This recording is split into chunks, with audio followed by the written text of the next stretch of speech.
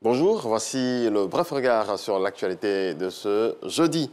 Échange entre le président de la République, Alassane Ouattara, et l'ambassadeur de Chine en Côte d'Ivoire, Wang Li, qui est en fin de mission.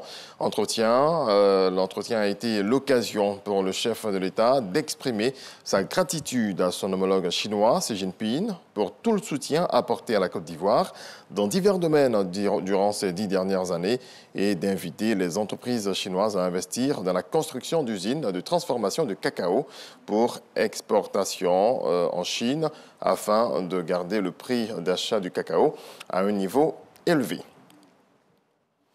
Signature d'une convention relative au pacte pour la protection de l'enfance, c'était ce mercredi au cabinet de la Première Dame de Côte d'Ivoire. Signature entre Dominique Ouattara pour le compte de la Côte d'Ivoire et Joanne Locade, chargée d'affaires de l'ambassade des États-Unis à Abidjan. On fait le point avec Mama Traoré.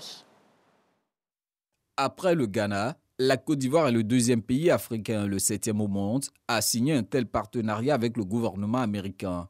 Il s'agit du pacte pour la protection de l'enfance, une initiative non contraignante destinée à lutter contre la traite et le travail des enfants, pour laquelle les États-Unis vont mobiliser environ 10 millions de dollars sur 5 ans. Je voudrais, de la part du gouvernement américain, reconnaître et féliciter la Côte d'Ivoire pour le progrès important déjà fait dans ce secteur. Ensemble, nous allons mettre en œuvre le plan d'action élaboré pour atteindre des objectifs du partenariat du CPC. Avec le pacte pour la protection de l'enfance, le gouvernement américain entend soutenir les efforts déjà déployés par la Côte d'Ivoire pour venir à bout de la traite des enfants.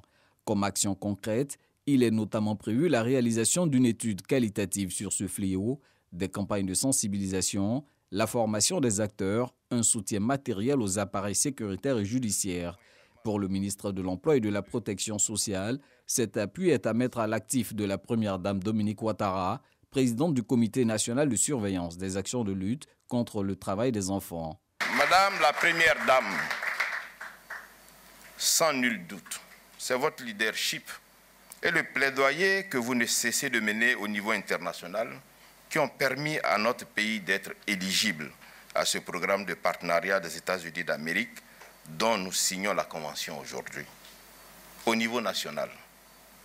Si notre plaidoyer pour la prise en charge des cotisations de la couverture maladie universelle des producteurs des 3 binômes que sont café cacao, coton anacarde, EVA palmier à huile a abouti, c'est grâce à vous. Oui, Madame la Première Dame, c'est grâce à vous. Et soyez-en encore infiniment remerciés.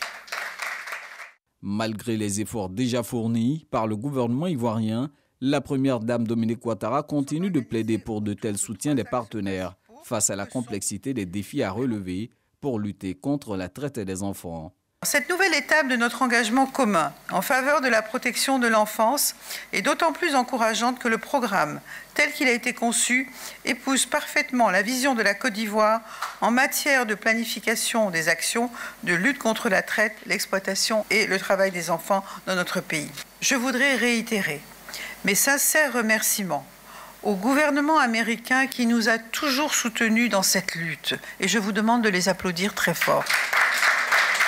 Ainsi qu'à l'ensemble de nos partenaires engagés à nos côtés depuis de nombreuses années pour l'élimination de la traite, de l'exploitation et du travail des enfants dans notre pays. Malgré la complexité de la tâche, la conjugaison de nos efforts permettra d'obtenir des résultats tangibles au bénéfice de la protection de nos enfants.